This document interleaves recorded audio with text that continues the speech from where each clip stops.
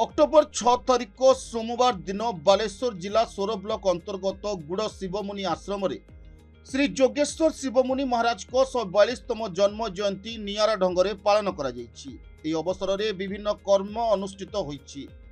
एही उत्सव में युव शिक्षक और समाजसेवी श्रीजुक्त प्रदीप रंजन साहू सभापतित्व करथिबा बेले संपादक श्रीजुक्त सुधाकर मुनि संपादना दायित्व सुचारू रूपे तुलाइथिले।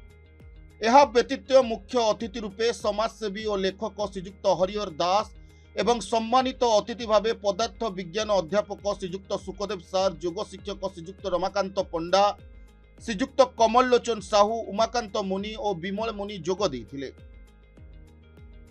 यह उत्सव में आश्रम में रहुतबा समस्त अंतवासी मुहरे टिके हस फुटाइबा पई उद्यम करा जायतिला।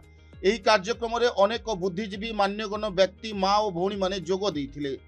एही उत्सव में जोग देइथिबा अतिथि माने गुरुदेव बाणी उपस्थापन करने सहित योग माध्यम किपरि निजकु सुस्थ रखा जाय परिबो से विषय शिक्षा प्रदान करथिले। परिशेष में सभा कार्य समाप्ति पर आसीथिबा समस्तंक पई मध्याह्न भोजनर व्यवस्था करा जायतिला। बालेश्वर जिल्लारू शेख साहिद कादिर को report, the Republic Odisha 24 news.